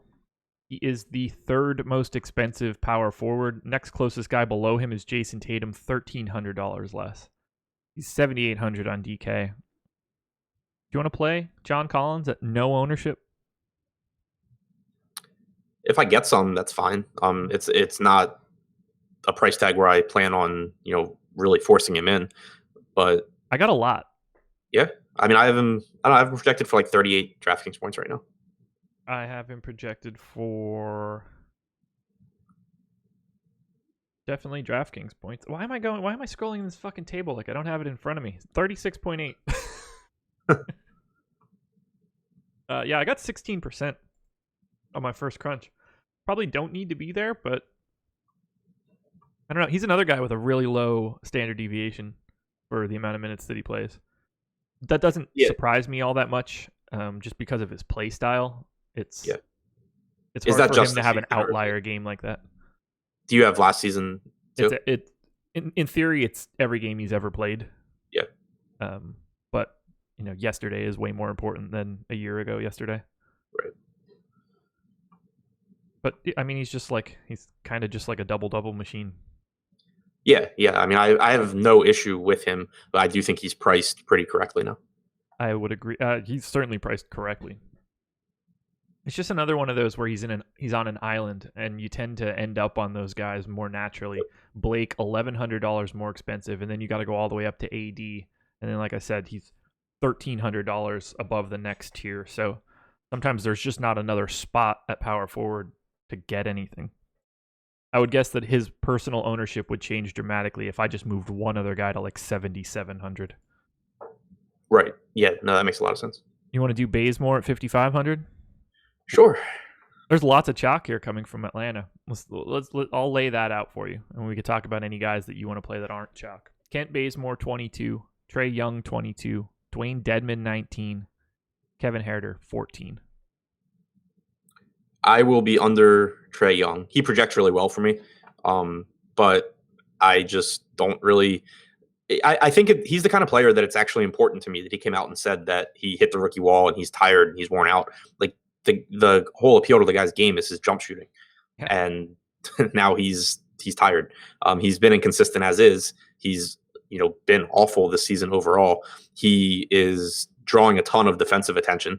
So I just think that he's someone that I'm aware of the fact that if I just plug numbers into a projection model, I'm going to get a much higher score than I think I probably should based on current circumstances. What do you have him projected for? 34 DraftKings. Okay, I have him at 30.8. I will basically not have him. I have him at from my model 0.97 fantasy points per minute. He's been at 0.87 over the last 30 days, and even that only gets me to me being a full 1/10 of a point ahead. I only get 1%, and we're projected at 19 on FanDuel. So unless Trae Young is really trying to stick it to the Mavs, I will be miles away from him tonight. Yeah, I mean, if I get him I actually had him a little low. If I get him to 32 minutes, I'm up to almost 35. Okay. What do you want to do with Dedmon? What do you have his minutes projected for? Let's start there, because I think that's the entire discussion on Dwayne Dedmon. So we still have Spellman out, right? Yes. So he played 30 against Denver. I don't feel comfortable going that high, but I think going to like 28 probably. Okay. Makes sense. I have him in at 26 right now, and I don't really know what to do with him. He played 30. Game before that was 22. Game before that was 31, and then it was all this sea. That's when Spellman is then there. Although the 31 came with Spellman, then it was back down into like the 20s, and that's when Spellman was playing more minutes. So, yeah, I'm probably a minute or two light on Dedmon. He's getting no love on FanDuel at 5,600. 4,400 though on DraftKings, getting some love. I think with good reason. I mean, he's a fantastic per minute performer. Yeah, even if I give him 26 minutes on DraftKings, I still get like a 28-point projection. Okay. Yeah, I just bumped him up to 28 now. I had some minutes to play with on the Atlanta side. I like to wait a little bit and talk to you on these big shows to really hash it out. So no issues with Dedmon. What about Kevin Herter, 3,600? Is that chalk you want to eat? No, he's an example of a guy that I'm perfectly fine. Just, if he goes out there and shoots the lights out as chalk, then whatever. But I just think there's a bigger edge to not having guys like that. They're not great per minute producers. They're unlikely to put up a raw point score that really helps you win a tournament, and a large percentage of the field is going to play them. So it's the kind of guy that it's not really that scary to just go to other players. Okay. Anybody else from Atlanta? I don't think so. Cool. Moving on, 3 games left. The Utah Jazz hosting Miami Heat. Jazz 108 implied total. Heat 101.5. Still no Hassan Whiteside. I have no idea what they're doing with Wayne Ellington. So there's that. He is with the team. He simply got a DNP CD in the last game. I don't know why, but that happened. So we'll start on the Jazz side. Rudy Gobert, 8,700 on FanDuel, 7,400 on DraftKings. I'm very fine with having some Gobert here. Not a priority. He's only 1% owned on FanDuel, but I like this spot for him. Yeah, so do I. I like the price tag too. Yeah, no issue with Gobert. I haven't projected actually higher than DeAndre Jordan right now, which I don't really like. I'll probably play around and try and get that to not be the case. So yeah, I mean, I like Jordan more than Gobert. My projections right now like Gobert more. So I do think that there's plenty of upside for him at a $7,400 price tag. Okay. Mitchell, 7,800 on FanDuel, and miraculously 6,600 on DK. That's a real nice DraftKings price point. He's still scoring dependent, which obviously is an issue, but it is a pace-up game for Utah. Miami kind of quietly has been like a top 10 team in pace this season. Mitchell also, actually last game, he didn't. He had been playing some backup point guard. Not really the same rotation last game. You got more minutes for Raul Neto, which isn't great for Mitchell. It makes him more scoring dependent, but still, in a competitive game, you should get around 36 minutes from Mitchell. And at 6,600, I just think that ends up being a pretty good play. Yeah, it's hard to avoid at that price. There's real potential to blow that number out of the water if he starts to become the Donovan Mitchell that we kind of expect him to be. Any interest in the rest of the Jazz, whether that's Rubio or Favors, Jingles, Crowder, anything here? Rubio's too cheap on DraftKings too. He's only 5,900. Yeah, he's the best play on DK for me and FanDuel. You said on FanDuel? Both. Yeah, I haven't. I mean, at the moment with my baselines, I have him behind Gobert and behind Mitchell, but still is a very good play. Yeah, it's all close. He's 6,500 on FanDuel. So I'm in for any sort of Rubio. I'm with the field right now. Nothing here is a priority, but I wouldn't have any problem getting any of these top 3 guys. Yeah, that's where I'm at. All right, let's try to figure this one out. You ready? Yep. Let's start here. Do you expect Wayne Ellington to get minutes today? No. I mean, if he does, do they come at the expense of Derek Jones? That would be my guess. Yeah. Okay. Just him playing or not. I mean, this is a guy that can play 36 minutes in a game if they asked him to today. So it can really affect shit if we don't think he's playing or if we do think he's playing. Right. Yeah. I mean, I think probably the easiest way to approach it is to assume that if Ellington plays, Jones either doesn't or plays, obviously a lot less. Winslow probably also does not play 38 minutes. Okay. So I'm going to start with Josh Richardson, 6,800 on FanDuel, 6,100 on DK. I am quite a bit over the field. I don't really know why. Do you have any interest in Richardson? No one is owning the Heat today on DraftKings. Richardson and Bam are both at 1%. No one else has ownership. Yeah, I'm not really interested. Like, the price tag's fine. He probably doesn't kill you, but I think it's pretty unlikely that you get a ceiling game from Richardson here too. Okay. Bam, 65 and 61.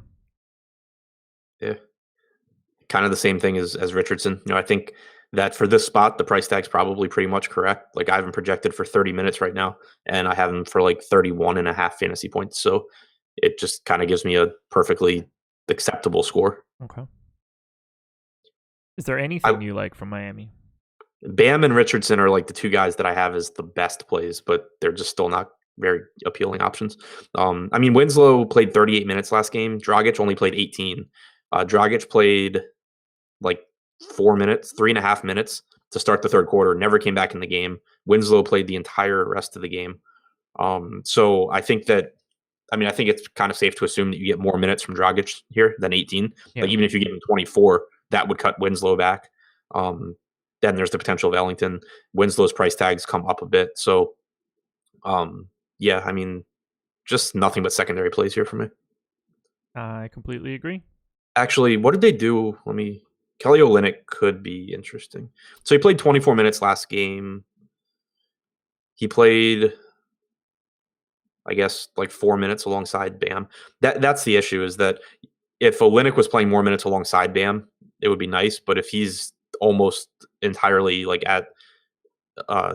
dependent on Bam not being on the floor, it makes it risky. But I was just going to point out that we have seen this Utah front court struggle with guys that can shoot, and Olynyk clearly can play away from the basket. So it would be kind of appealing, but still a very risky play, and his price tag's not really that nice.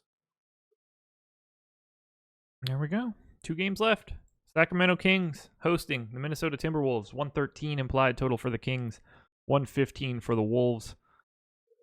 Start on the Sacramento side. Pace up game for Minnesota, but we're going to get there. Start with Fox, 7,800 on FanDuel, 7,300 on DraftKings. I kind of like me some De'Aaron Fox here. Yeah, so do I. I mean, Minnesota's been very good defensively since the trade, but I just think that there's a lot of upside for De'Aaron Fox at 7,300. He's just playing huge minutes this year. He's really involved as a passer and as a scorer. So I'm not prioritizing it, but I do think that he's a perfectly fine option. Best option on this game, Marvin Bagley in DraftKings? Yeah, I think this is a great spot for him. So I talked before about not being really in love with Bagley for as long as Costa Koufos is in the rotation, because Bagley's more productive when he plays center, as we would expect, and it also makes it easier for him to get more minutes. But this is a spot where, against Minnesota, I think it's easier for Bagley to get minutes anyway, because the Kings can just play such a massive front court for basically as long as they want to. So I think that maybe bumping Bagley from like 26 minutes up to around 30 is not a crazy idea. I think that you could just see more of him, playing a few extra minutes alongside Cauley-Stein and Koufos. So still less productive minutes than he would get if he was still getting those backup 5 minutes, but probably a couple more minutes just because of this matchup. Okay. Yeah. If this were DraftKings for me, I would have a lot of Bagley, 6,200 on FanDuel. I still have a lot of Bagley, but we're projecting 1% ownership, so I'm not going to have the 19 that's visible on my screen. Yeah. So I do think what's Bagley's projected ownership on DraftKings? 11. And Cauley-Stein? 9. See, the position obviously is an issue, but I do think Cauley-Stein's still a better play than Bagley. Really? I guess he's 1,100 more too. I really like Cauley-Stein at 5,900. Okay. I don't have them as appreciably different outside of the fact that you get the crazy savings for Bagley. Yeah, and he's a power forward, which is nice. Yeah. And I like Buddy Hield a little bit on FanDuel, 6,100, but he's 17% ownership on FanDuel, so I'm going to have a hard time getting all the way up there. He grades out as the... What? 5,800 on DraftKings is pretty nice too. Yeah. I'm going to have a hard time getting to the number that they are at. Just too many guys at that mid-6s range for me to really prioritize Hield here. Speaking of prioritization, let's go to Minnesota. 9,700 for Karl Anthony Towns on FanDuel, flat 10K on DraftKings. How do you want to handle Towns here? It feels like a really nice spot. Yeah, I love the spot. The problem is Joel Embiid.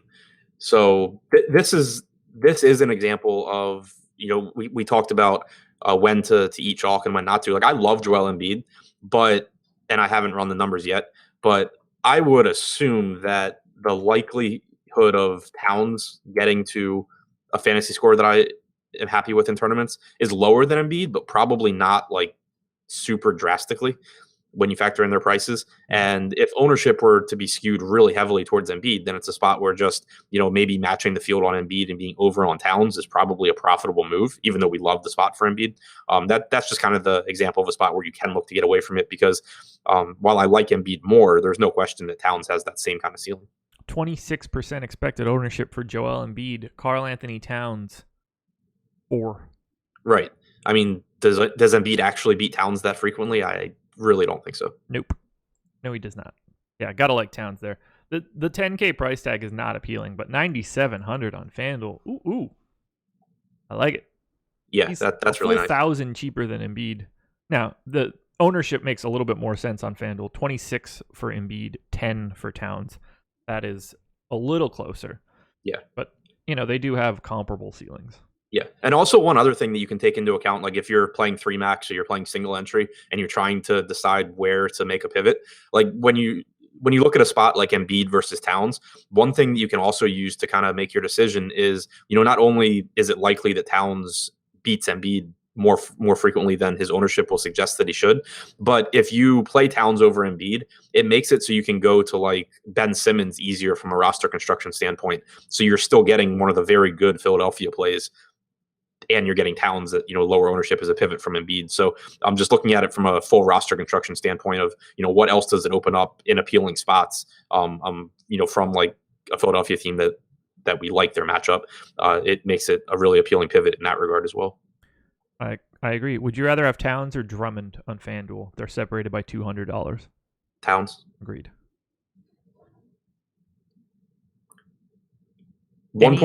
Towns has averaged 1.34 fantasy points per minute since the Jimmy Butler trade, and in competitive games, you're getting like 38 minutes out of Towns. Yeah, he's looking pretty damn tasty here. It's basically he produces at about the same clip as Jusuf Nurkic, but he plays like 6 to 10 more minutes. Pace up spot here for Minnesota as well. Yep. Kentucky narrative also. Towns and Cauley Stein. Fox. And Fox, yeah. Trying to remember if anybody else there is from Kentucky now. Teague 6,600 on FanDuel, 6,100 on DraftKings. I have some Teague. Yeah, I mean, I have him as like a completely neutral play. Yeah, I have the entire Minnesota team as like completely neutral outside of Towns. So I have one that's not neutral. I'm nervous about it. You might not play. 6,400 for Robert Covington on FanDuel, 5,700 on DraftKings. I don't know what's going on. When I ran this crunch, I got 30% Covington. We're projecting him at 1, which I'm not super worried about where the projection is right now. But do you have any interest in Covington? Like, it's not as if when I look at him, he's grading out all that well, outside of the fact that just everything around him is bad. Yeah, so I was actually looking at that because I realized that I think I have him projected too low. Why? I'm trying to figure out why he only played 26 minutes against Golden State. Like, I know he was in foul trouble in the first half. He lost like 6 minutes there. Yeah. But he also was subbed out with 6 minutes to go in the fourth quarter. Yeah, I don't know. I'm still going to project him for like 36 to 38 minutes because that's what he's been playing normally. So that actually gives me Covington as a pretty good play also. There's nothing on him on Roto World. He's probable with knee soreness. He was a game time call on Monday and clearly wasn't himself with 7 points in 26 minutes. Minnesota's next 2 games are against the Kings and Suns, so maybe they give him a game off if his knee doesn't respond well. For now, his owners can pencil him into lineups. Source, Wolves PR. I love how they just threw the Kings in there in the same sentence as the Suns. That's good. Josh gets 60% of a guy in his crunches, but then plays 3% of him. That's never a true statement. I mean, it could be. It could be. It's 7 hours from now or whatever when it changes. But if I have 31% Robert Covington right now, and we keep projecting him to 1, I'm probably going to end up with, I don't know, 8 or so. I don't need to be 30% over the field on Robert, or 30 times the field on Robert Covington. His crunch is pretty useless. That's why I tune him out. Damn, guys. Whew. Killing me here. You're killing me. The first crunch of the day is to find out where I need to be. They're very different than the one that happens at 6 o'clock. You should have more confidence in your 10 o'clock crunch and just play it. I guess. I understand why he's coming up. It's, I don't think Porter's that great of a play. He's probably Porter's questionable too. Yeah. He's probably pretty comparable to Richardson. That's the other guy near him. And then it's Ingles, Bembry, Winslow. Awful, awful, awful. You go to that Barnes tier, then it's Tyreek, Oubre, and Bojan. Like, there's just this gap on small forward where it's just not that appealing. Yeah, we saw it when we talked about Barnes. It's just a completely dead tier. So I would expect that if you ran a crunch on DraftKings, you wouldn't be getting close to as much Robert Covington. Yeah. Oh, for sure. You want any wig? 6,100 on FanDuel, 63 on DK. I'm good. Okay. I mean, like if I got some, then fine. But like the only guys that I see prioritized for Minnesota are Towns and then Covington on FanDuel. About Rose. Yeah, I mean, like he probably plays 28 to 30 minutes at 5,800. I can probably do better. But circling back to my percentages here, Ted, you're right. Like if I have 60% of a guy, like that has nothing to do with what I'm going to play. Knowing where the public is and adjusting to that is everything. I am not going into something with 60% of someone if I know that they're only 4% owned. That's just bad math. I don't need to. Too much. Minnesota's rotation last game was just really weird. Like Lots Rose of got Saric 34 minutes. What did you say? Lots of Saric minutes. Yeah, 30 minutes for Saric, 34 for Rose, 26 for Covington, 17 for Gibson. Like the fact that it was against the Warriors, though, just makes me really hesitant to look into it at all, just because that's such a unique team to try and match up with. And if Covington's knee is bothering him and he's out, I'm not surprised that Saric got additional minutes. I don't expect that to happen. Right. And also, you had Saric just playing well, it looks like. And Rose. Yeah. Like you got a couple when they were on the floor in like the second quarter, you got like a 6-0 run and then an 8-0 run for Minnesota. A couple 6-0 runs in the fourth. So yeah, it could have just been. I think as of now, I'll treat it more like a game flow thing than anything else. Yeah. This is an interesting question that I can ask you as well. Thomas in the YouTube chat said, how high would you go on a player that is 1% owned? 5%, 10%, 15%? You can go first. Yeah. I mean, let's assume that I'm getting him in like an overwhelming amount above that number to start. Like, because, I mean, I might only go 0% on that person. So I assume we're talking about Covington in this example, who's projected at 1%. Twofold answer. The lower the price, the more willing I'm to be significantly over the field. If the guy is 3,500 and he's 1% and I get him in 10, I'm probably okay going like keeping that 10. If he's 1% owned and he's 10K, I'm significantly less likely to just be jamming that guy in. So probably somewhere in that like 5% to 10% range, if a guy is 1% owned, is the most likely scenario. Go ahead.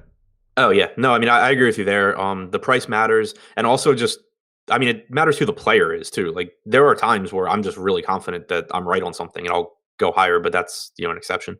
But also it's the options around them. Like a lot of times, what can happen is you have X $3,500 guy projected for 1 point more than a couple of guys around him, and so he's just ending up in a lot more lineups. But if I think that there's a very equal chance of him succeeding as these other guys, then I'm going to cut him down to where I kind of get them all equally.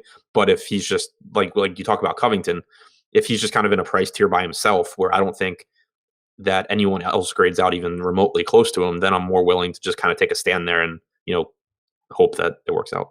Yeah. Ted says, do you have a formula you use based on your initial percentages versus projected ownership to give you what you should play? Yeah, I do.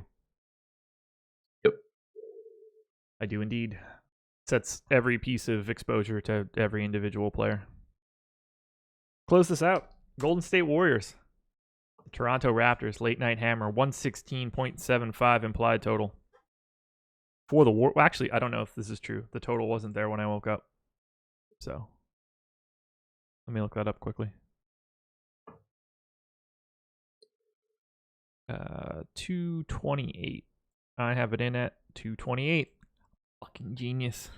So, 5.5 point favorites for the Warriors against the Raptors. Really hope Kawhi plays so that both teams are full strength here. We'll start on the Warriors side. Let's just approach it the main way.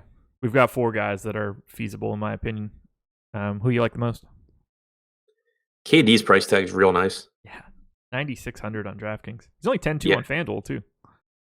Yeah, I mean, obviously he takes a hit with Curry back, but you're still talking about Kevin Durant. You're still talking about someone that should play, close to 38 minutes, assuming this game's competitive. Obviously a difficult matchup with Kawhi, but it's no more difficult than the last time these two teams played when Curry was out. And so you had, Durant as the entire focal point and having to deal with Kawhi and still just going, absolutely nuts. The price tag just is too cheap for his upside, I think. Yeah. On both sides, too. It's hard to not like Durant. And his price point makes it even harder to go and pay $2,000 more for Giannis on FanDuel. Yep. Yeah, and what, 1,500 on DraftKings? Yeah. The guy that I like the most out of the Warriors is definitely Steph. 9,400 on FanDuel, 9,800 on DK. I can't avoid that $9,400 price tag. Yeah, it's a pretty nice price on FanDuel. I have trouble paying more for Steph on DraftKings. I like him, but you talk about he's not only is he 200 more than Durant, but he's 1,300 more than Kyrie. Yeah, it gets pretty tough for me. Yeah, relative to Kyrie, it's tough. He's $300 cheaper than Dame. I mean, I like Dame a lot tonight. I like Curry more. He's $200 more expensive than Ben Simmons. I feel more comfortable having Curry. And then we're getting into like Wall and Kemba, $500 less. I'd rather have Curry than both of those guys. Yeah, I think I like Simmons a little more than Curry, but that would also depend on Embiid. Like, I'd rather have Curry and Embiid lineups probably. Sure. I'll probably have a lot of Curry and Embiid lineups. Yeah. Draymond, 6,700 on FanDuel, 6,600 on DK. He's 16% expected ownership on FanDuel, which concerns me. Only 3% on DraftKings. That's really appealing. Yeah, I mean, he played almost 30 minutes last game. I assume you get him back up to that like 34-minute role tonight. So he grades out as a perfectly fine, kind of correctly priced play for me here. Yeah. And then Clay, 68 and 65. I'm going to have some. I like having parts of all this high end of the Warriors, especially in games like this, where it's pace up, high total. By all accounts, you should expect the starters to play, or at least Durant, Curry, and Clay, big minutes. Dre could. Just a little bit less confidence because of how long he's been out, but I'm less worried about Toronto's defense just because of the way this game should play out, which very well could be a NBA Finals preview. What are you doing with Kevon Looney? He's 4,700 on FanDuel, so I don't have to do anything. Yeah, he's 37 on DraftKings. He's probably the best play on the Warriors if we're talking about like point per dollar weirdness and ownership. Yeah. So he played 22.7 minutes against Minnesota. It's really easy to say, oh, Draymond's back. That's why Looney lost minutes. But he was subbed out after his second foul in the first quarter. Played 7 minutes in his first stint, was subbed out with his second foul. Came back in at the 6-minute mark of the second quarter. Subbed out with 3 minutes or 2.5 minutes to go after picking up a third foul. Subbed out after about 6 minutes of his third quarter stint, picking up foul number, 4? Yeah, foul number 4. Yeah. I don't know. I think there's a chance that you get like 28 minutes still out of Kevon Looney here. Don't forget this piece. Andre Iguodala did not play in that most recent game. Okay, yeah, that's a good point. McKinney played 24 minutes though. Sure. I just meant like, there is a gap because if Andre Iguodala is healthy today, he's not going to not play. Right, yeah. But I would just expect him to take. I mean, so Jerebko played 29 minutes and McKinney played 24. I would expect Iguodala to take those minutes first. Yes, agreed. Yeah, I think Kevon Looney is a very reasonable punt play at 1% ownership on DraftKings. And completely avoidable on FanDuel. Yeah, no, I agree. Let's talk Raptors. Kawhi Leonard 10-1 on FanDuel, 9,400 on DraftKings. What do you think? You know where I stand. I'm going to have Kawhi. I don't have a problem with him. I think he's probably my favorite guy on Toronto. It's just that, again, on DraftKings where it's positionless, essentially, you start comparing across positions and, do I really want to pay $2,100 more for Leonard than for DeAndre Jordan? Do I want to pay $900 more than for Kyrie? Do I want to pay $200 less than for Durant? Like the answer to all of those questions is no. Yeah. No, it's a very different question site by site. He's 10-1 on FanDuel. Durant 10-2. I'd rather play Kawhi than Giannis just because it's $2,100 additional dollars. And as of right now, the news is what did I want to say? I don't know where I was going with that. I got off track. I saw a chat. Another person said Kawhi.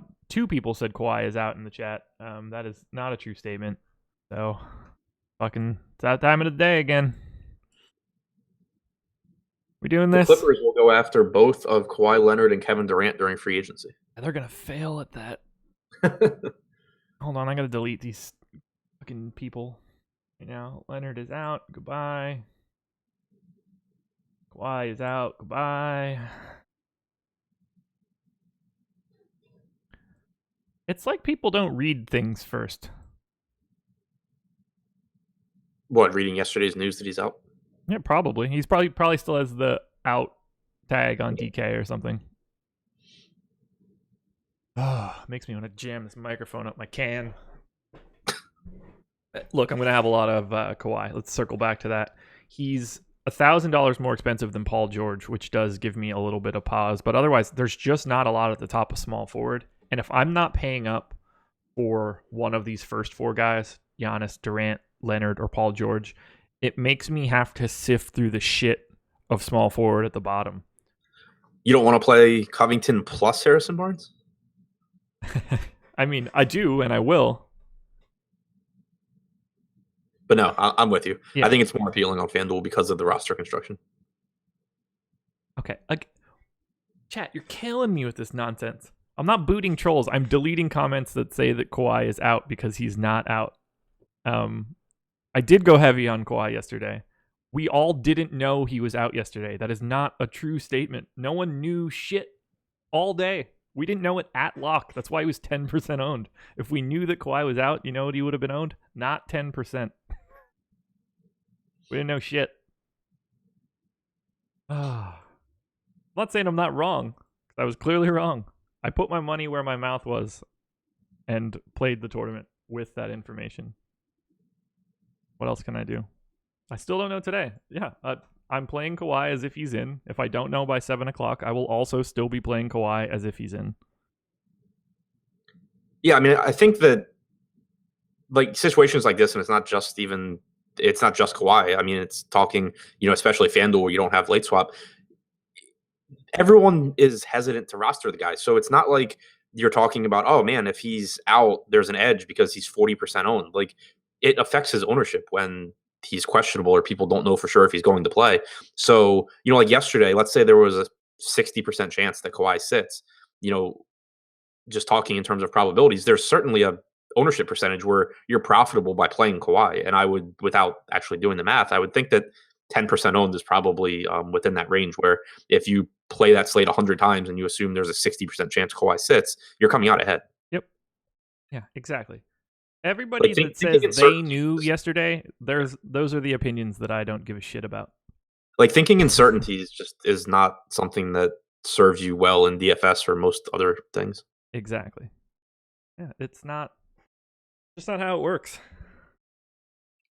at all. Hey, I put my money where my mouth was. That's all you can do. We could talk about how it's a bad take and all. I backed it up. I played it. It didn't work out. So, I mean, if Kawhi plays, do you agree that everyone else is kind of useless? Horford's out. Yes, he is. Baines questionable. Nwaba questionable.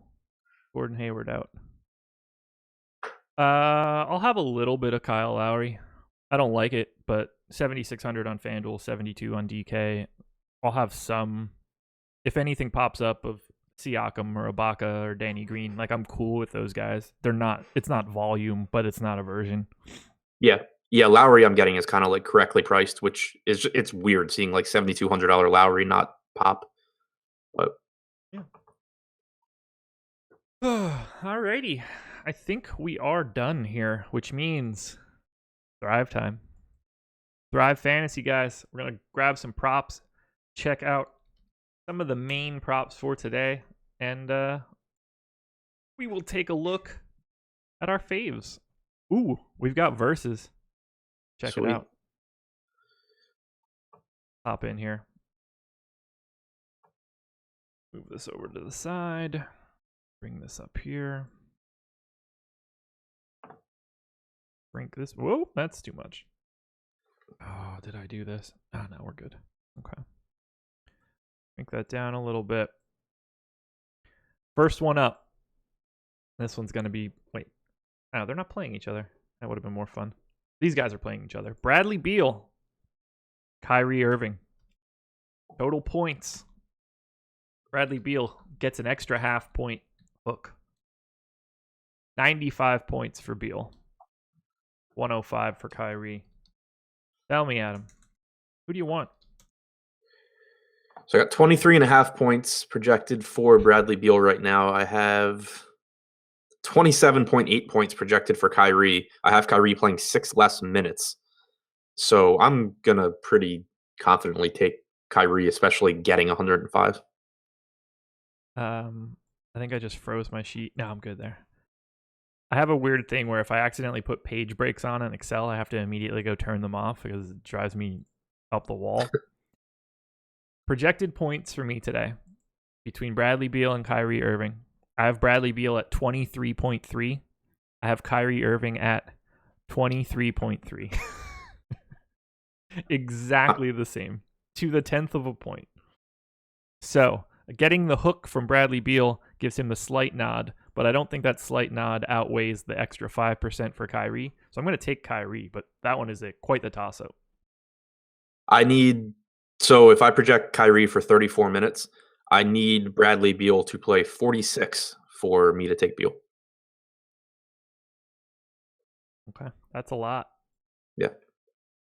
Alrighty, let's go to another one here. Which one looks fun? I got to do this one. They're not playing each other, but Joel Embiid gets an extra 1.5 rebounds and 110 points against Andre Drummond. Just rebounds. I mean, I have Embiid projected for one more rebound than Drummond, so I think I have to take Embiid. Oh, I have Embiid at 13.1. I have Drummond at 16.4. So I am taking... Ooh, that is tight. This is where you really do get into a game theory of it all. I'm going to take Drummond. Actually, yeah, I'm going to take Drummond. It's 2 full rebounds ahead of him, even with the extra 1.5. Give me Drummond. Yeah, I have Embiid at 16.1 rebounds. I have Drummond at 15. Here's another fun one. In a game against each other. Anthony Davis and Russell Westbrook. Points plus rebounds. Anthony Davis plus 1.5. Even action on both sides. This one is a no-brainer for me. Points plus rebound. All right, so I have Davis at 40. And I have Russ at like 36. Yeah. So Davis. Yep. I have 42.1 for AD, 38 for Russ, and Anthony Davis getting the hook. So I want AD all the way there. Do you have any that are standing out for you? I mean the Trae Young versus Luka Doncic rebounds plus assists with Trae Young getting 115 points if he wins, I think is just interesting from a math standpoint because I think Luka's just so obviously the answer. All right, Luka Doncic and Trae Young plus 0.5, 115 for Trae. Rebounds and assists. Yeah. I have it oddly close. Yeah. Yeah, I have, after giving Trae Young the extra half, I've got Trae Young at 10.9 and Luka Doncic at 11.3. I am very clearly taking Trae Young. I have Luka at, I think it was like 11, and I have Trae at like 9 plus the half. So it's still like that still makes it close though, I think, when you factor in the scoring. eDubs777 in chat is not happy, yelling at us in all caps. How can you start building lineups yet? You have no idea who is playing and who is not. Yeah. Mm-hmm. I don't know how. All right. Final one. We're going to get out of here. Final Thrive prop. It's the big one. Kawhi Leonard versus Kevin Durant. I don't think we can answer this. I don't know if Kawhi's playing. Well played. You don't know if Oladipo is playing, so why are you doing his show at 11 a.m.? Why are you here then? Who's dumber? You for attending or me for talking about it? Kawhi plus 2.5 total points, plus rebounds, plus assists. We're going the whole way. Even action on both sides. I'm not going to lie. This is about as even as it gets. I end up with Kawhi at 41.2. I end up with Kevin Durant at 41.4. YOLO, shrug. I end up with Durant. Yeah, that's probably too high.